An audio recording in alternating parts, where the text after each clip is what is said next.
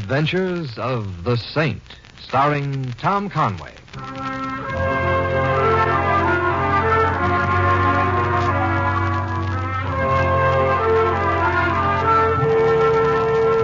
The Saint, based on characters created by Leslie Charteris and known to millions from books, magazines, and motion pictures. The Robin Hood of modern crime now comes transcribed to radio, starring Hollywood's brilliant and talented actor Tom Conway as the Saint. Yes?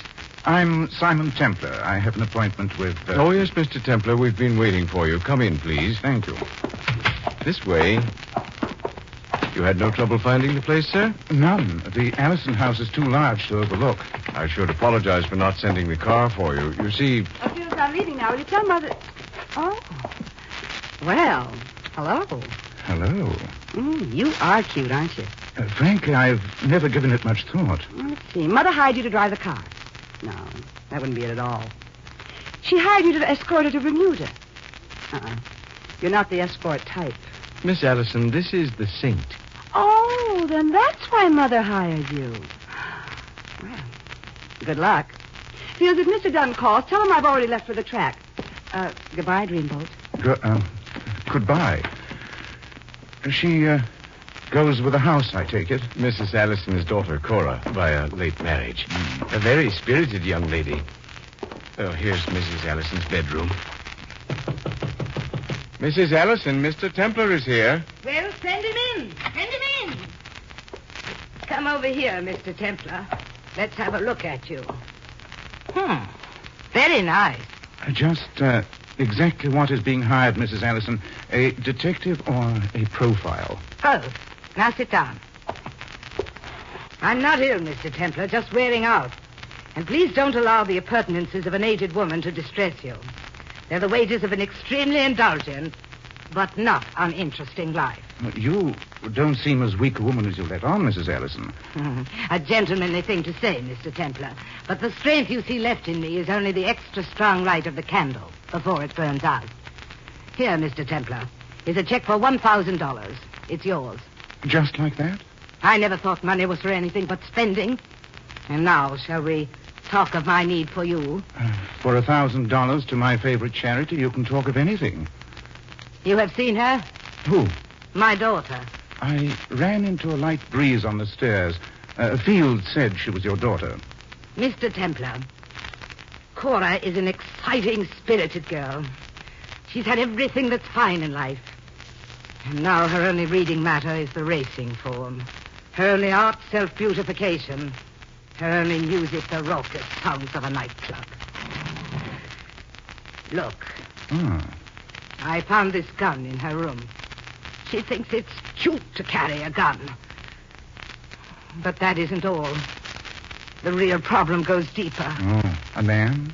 How did you know? It usually is. His name is Frank Dunn. Yes, he runs the Paradise Club. You know him? Yes. Then you know that he's a ruthless man. Cora is in love with him, or thinks she is. He's no good for her. I want you to take her away from him. I know Cora. I know of you. I know you're the kind of man who can do it.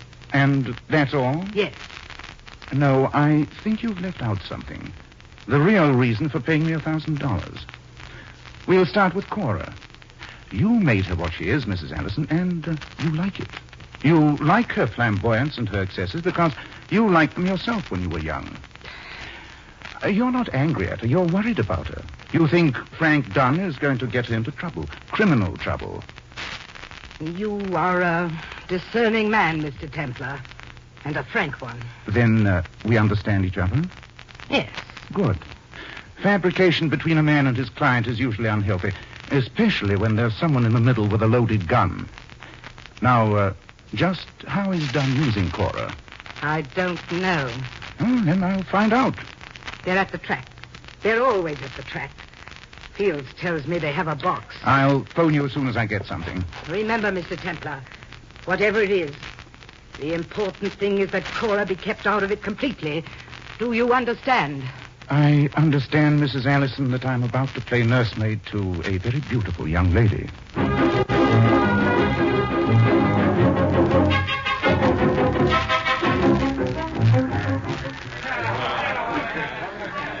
me now, Frankie, which horse did you have? The winner, Cora. Oh, you always say that.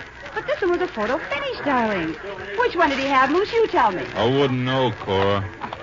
Hey, Frankie, look who's coming. Oh, hello, Cora. Oh, hello, cute stuff. I hope you're following me. No, I dropped a few $100s at this track last season. I wondered if any of you had found it. Oh, we found more than that.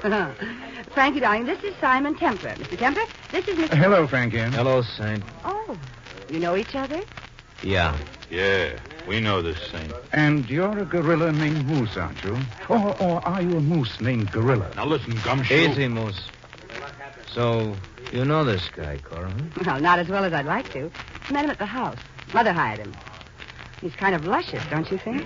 Come on in and join us. I'd be delighted. Cora, the box is full. Oh, but there's an empty seat, darling. I'm saving that for Bronson. Bronson never comes. Besides, the last race is over. We'll only be here a few minutes longer. I said the seat is taken. Darling, I guess you're right. Now that I see him in the sunlight, I don't like him. He looks too moral to me. You heard the lady say. Oh, I don't think you're treating me very kindly, Frankie. And I have such nice things to tell Cora about you that you spent 3 years in Joliet, a few more in state pens for various infractions of the law, and... Oh, I know all that, Saint. That's Frankie's charm. That's why I'm going to marry him. I see. Does your mother know? We're going to elope when the meet closes. It's going to be a surprise. Mother's done a lot in her day, but never anything as exciting as marrying a man like Frankie. And you're going to congratulate her, Saint? I'm going right out and buy her some black crepe. Let me press him, Frankie. Let me press him. Results Wait a of minute, the wait. eighth race. The winner, number 3, Inferno. Place, number 8, Happy Bride. Show, number 1, Hair Ace. The pari-mutuals are on the tote board. Official. Here's the win ticket, Cora. Go cash it. You did have Inferno. $100 is 11 to 1. Not bad. 4 winners today, 5 yesterday. Keep this up and you'll have as much money as the Hellisons. I'll be right back. All right. Picking a lot of winners, Frankie? Enough. What do you suppose is making you so lucky? Sunspots. Or maybe a system? I'd like to hear all about it. Oh, Kind of soft in the middle, huh, Templar? Now move along before your mouth gets you into more trouble. I'm going. Yeah. Oh, by the way, whatever happened to Patricia, Frankie? Seems to me you two were good and married. Look, you leave Patricia out of this, Templar. Just thought I'd ask. She was a nice kid. Seemed to love you, and I thought... Listen, wise guy. You keep pressing me like this, you're going to end up on a slab. Oh, beat it. Crowd's watching. Oh, I'll be glad to. That's the only way to stay ahead, Frankie. Take leave when you get a winner.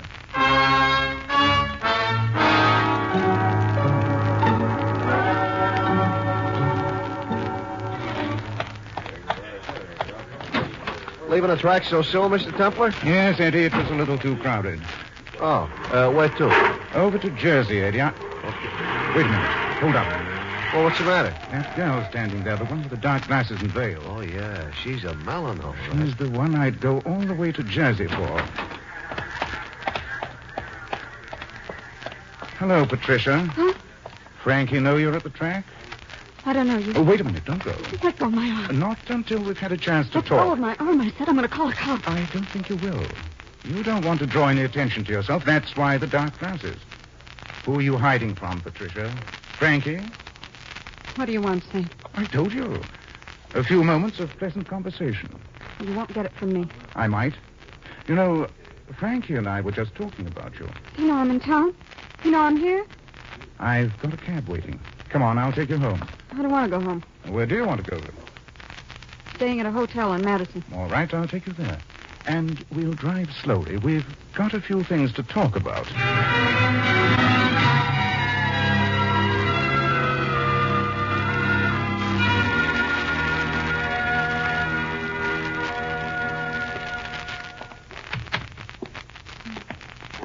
Thanks for the dinner, Saint.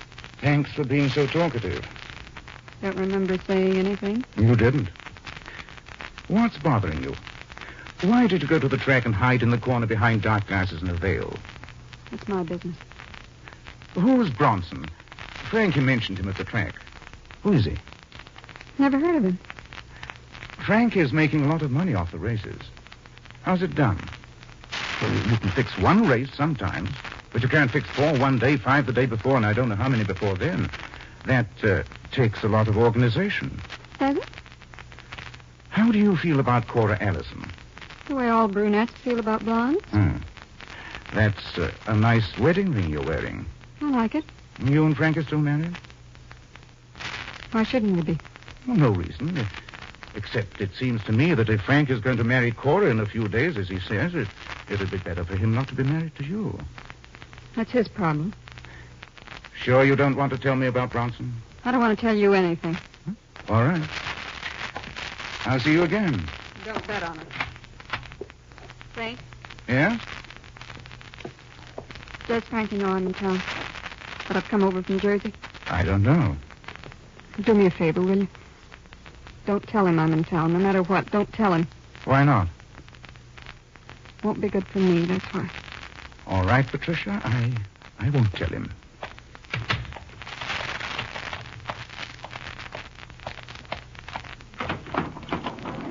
Drink answer? Yes, thank you. Hey, those were shots. How astute of you. Lock. Got a key? No, but I can get one at the desk. No, give me a hand. Right. Come on. Come on. Just a little more.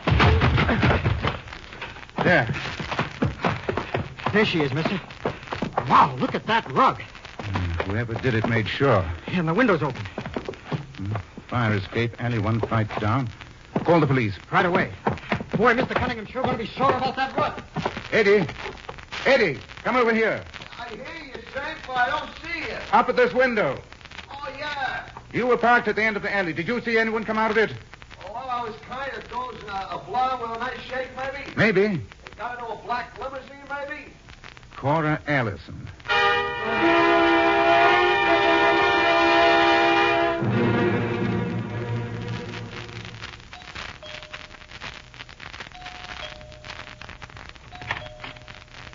Hello, Fields. Oh, Mr. Templar.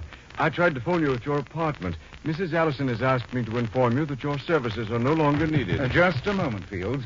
Please take your foot out of the doorway or I shall be forced to call the police. Hardly likely, Fields. You haven't forgotten a murder was committed not long ago. I was standing outside Patricia Dunn's apartment when it happened. I don't know what you're talking about, sir. I don't want to call you a liar, Fields, but you're tempting me. I've got a strong feeling Cora did it. I also think you drove her there and back in the limousine. You're wrong, Mr. Templar. I haven't left the house all afternoon, nor has the car left the garage. There you go again. I felt the hood on the limousine not 2 minutes ago. It's still warm. And I'd also like to find something else that's warm. What's that, sir? A gun. Fired probably by the dainty hand of a girl who had everything except the right upbringing. Now, believe me, Fields, it'd be a lot less trouble if you let me in to talk to Cora than if I find a telephone and talk to the police. Well? Cora's in her bedroom. Please come in, Mr. Templar.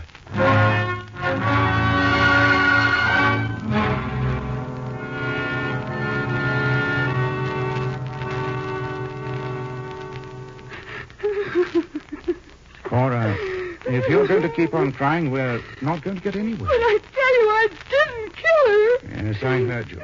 And you don't believe it. I'd like to, but you've got a lot of things to explain.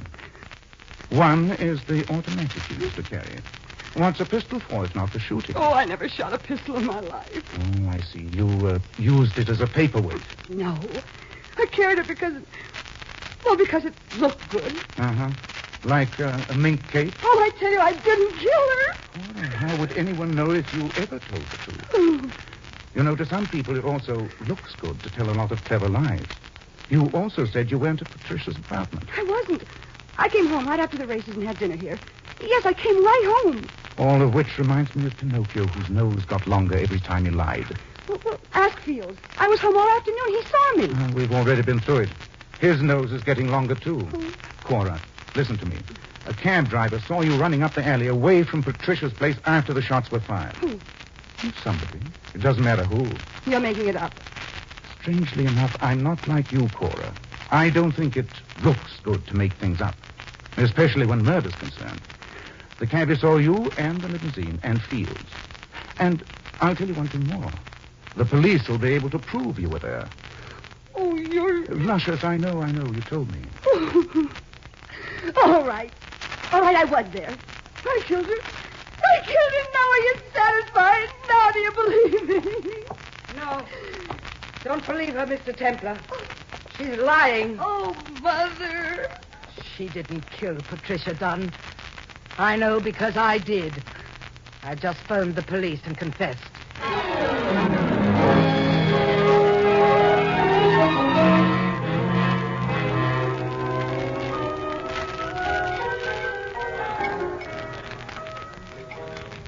Shall I have the bartender set us up again, say? No, not for me. You go ahead, Eddie. I know you've got to get fortified to face the New York traffic. No, I'll skip it. Hey, what are we doing here, anyway? Waiting. What for? Frankie Dunn. This is his place. If and when he shows up, I want to see if he's in mourning. You mean after all that's happened, you're still in the case? No, not exactly. What good's a client if she's on the way to the death house? Meaning Mrs. Alice. Meaning the same. Then you really think she died? Well, she says so. Then why don't you go home and go to sleep? Let's just say I'm restless. Eddie, I've been watching that man at the end of the bar. The one in the brown pinstripe. What? His name is Bronson. Yeah. At least that's what the barkeep called him. So? So he's the one who was in with Frank Dunn on the horse race scheme. He gave the bartender a package. The bartender locked the package in the safe, then gave Bronson an envelope. Bronson opened the envelope and put the contents into his wallet. Eddie, what would you put in your wallet that was green and negotiable? Cabbage, if I had any. It was cabbage, all right. Cabbage, lettuce, moolah, fish clams, or whatever euphemism you want to use. Fish yard of tranquilities.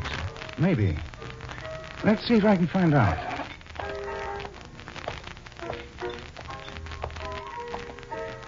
Good evening, Mr. Bronson. We have met. Not formally, but we have mutual friends. Frank Dunn, Cora Allison. They tell me you have a great way to beat the horses. A sure thing, until you're caught, that is. Who are you, young man? Superman.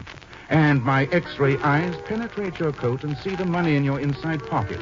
Your share of Dunn's track winnings. You're the most absurd young man I've ever met.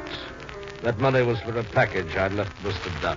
Oh, and what was in the package? I fail to see how that's any of your affair. Let's just say it is and relieve my curiosity. Books, young man. I'm a book dealer. I have a shop on 3rd Avenue. You must come and see it sometime. The money Mr. Dunn gave me was simply payment for the books. They must be pretty expensive, but there was a lot of money in that envelope. Rare books. Tell me, young man, where did you ever get that delightful notion that I know how to beat the horses and that I'm involved in something with Mr. Dunn and, what was the girl's name? Cora Allison. Oh, yes. A charming idea. I'll tell you what you do, young man. You investigate me, and if you determine that I am engaged in something criminal, please inform me.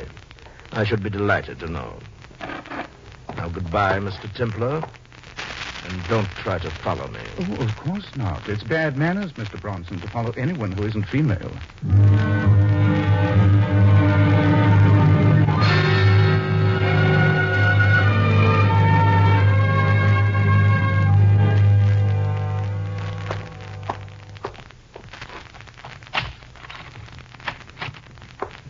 Mr. Templar. Hmm? I've been waiting for you in the hallway for almost 2 hours. I was wondering if you'd ever get home. I was out getting my mind off a no-good case. Mr. Templar, I'd like to talk to you. May I come in? I don't think you have anything to say to me, Cora. You could have said anything you wanted to before the police took your mother. Well, that's no reason I can't say it now. Please. All right, but I hope it's worthwhile. I'm very sleepy. Well? I saw Mother in jail a few hours ago. It was an unpleasant sight. Well, it should have been. Jails aren't designed to give kicks. Mother doesn't belong there, Mr. Templar. I know it. She didn't kill Patricia Dunn. She just said she did. To protect me. She's convinced I killed Patricia. And, well, she feels responsible because of the way she brought me up. Oh, I admit there's wisdom there. So, were you going to let her give herself up? Well, I suppose so. It was an awful thing to do. I know I can't. Why? I told you. I saw her in jail. Well, you don't have to worry about that, Cora. The police will soon find out they haven't got a case against her, and she'll be released. Of course, they'll look for someone else to take her place. Meaning me? Have you got a better suggestion? That's just it, Mr. Templar. No matter what you and Mother think, I didn't kill Patricia Dunn. And that's the truth. Oh, frankly, Cora, I don't know whether to believe you or not. You've told so many lies already. You were at Patricia's apartment. I know you were. Yes, I was there. I heard that Frankie was still married to her. I knew he couldn't marry me then. And I knew something was wrong. Well, I went to see her. I was inside her apartment when you left her there. The manager let me in. I told him I was her sister. Then you saw who killed her? No. The shots came in through the window. I got frightened. I may put on a lot, but I do get frightened. I ran down the fire escape and up the alley. That's when the cab driver saw me. Fields took me home, and I told Mother what happened. And she didn't believe you. She thought you were the one who killed Patricia and made up the story about someone firing through the window. Yes. She made Fields and me promise to say neither of us left the house. Well, when you came and proved we had... She called up the police and confessed to save you. She said she was old and it didn't matter if she went to jail. It was her way of giving me a new start. Hoping I'd change my ways. Have you? I just told you the truth. I wonder. You know, you remind me of the boy who cried wolf. Tell me about Frankie's scheme to beat the horses. How does it work? I don't know. All I know is he always has the winning ticket. Seems I cashed dozens of them. Doesn't he ever cash any of them? No, it's always me. Why? Oh, I don't know why. I wanted to, I guess. It was... Fun, I know. What about Bronson? He's in on it. Who's he? He's an artist. An artist? He said he was a book dealer. Oh, he has a bookshop, all right, but... Well, he's really an artist. He does fine detail work. I've seen some of it. Lithograph? Yes. Engraving. A counterfeiter, maybe. Well? Of course, that's it. That's why Dunn always has the winning ticket. Bronson makes up a win ticket ahead of time for every horse in the race. No matter which horse wins, Dunn wins. A very fancy idea. Now, tell me one thing more, Cora. How did you know Patricia was in town? How did you know where she was staying? Well, I overheard Moose and Frankie talk about it. Frankie was angry. Frankie Dunn, yes. She was afraid he'd find out she was in town. Where's Frankie staying? He's got a suite at the Sutherland. 613. All right. Oh, Cora. Yes? For yours and your mother's sake, I hope you're finally telling the truth.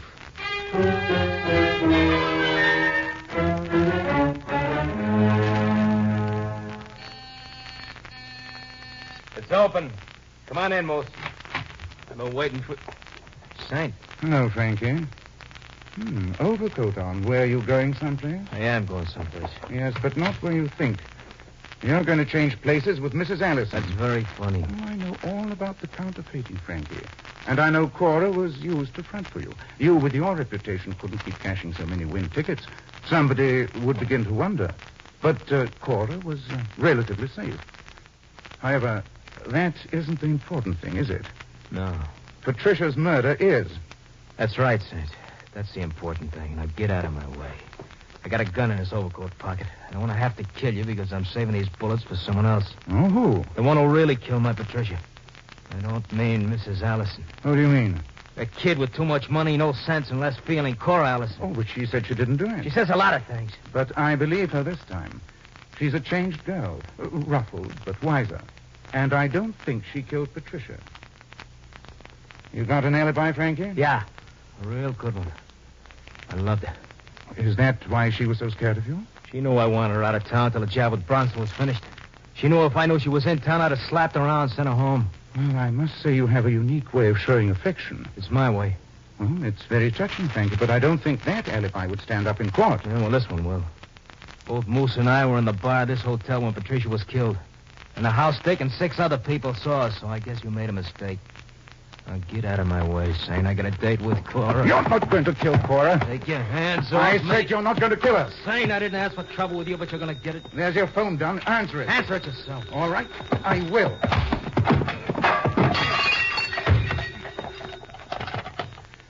Hello?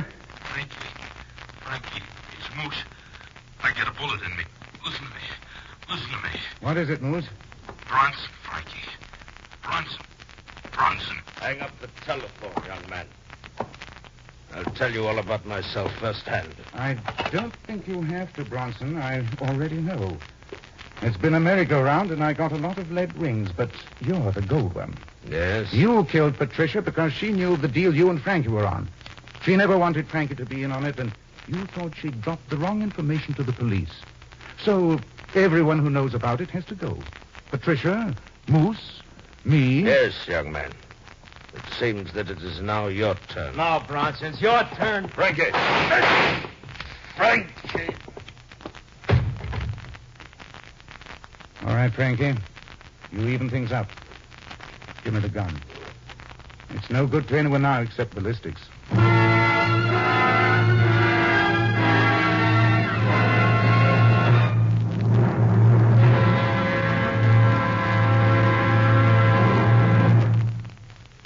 You have been listening to another transcribed adventure of The Saint, the Robin Hood of modern crime. And now, here is our star, Tom Conway. Ladies and gentlemen, in our cast you heard Gail Page as Cora and Peggy Webber as Patricia. Ida Reese-Merrin played Mrs. Allison. Barney Phillips was Moose. Tony Barrett, Frankie. The butler was played by Fred Shields. Bronson, Bill Conrad. Glenn Vernon was the elevator boy. Eddie was played by High Everback. This is Tom Conway inviting you to join us again next week at the same time for another exciting adventure of The Saint. Good night.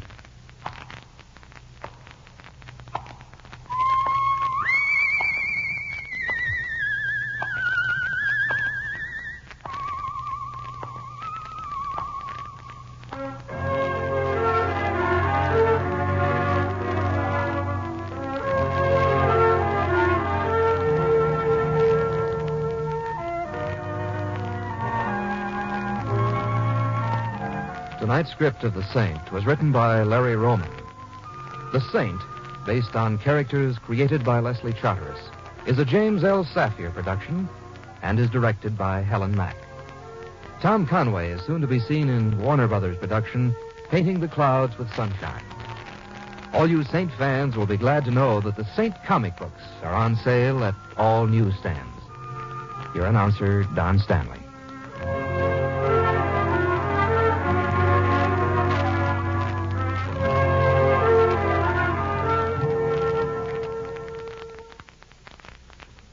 It's the Silver Jubilee on NBC. Be sure to hear 3 more top mystery shows coming your way today on NBC. Continuing now, there's screen actor Lloyd Nolan as hard-hitting Martin Kane, Private Eye. Then actor Carlton Young comes to the NBC microphone as the Whisperer. And listen tonight for Adventure in the Catacombs of Rome with Mr. Moto. Tonight, hear the American Form of the Air on NBC.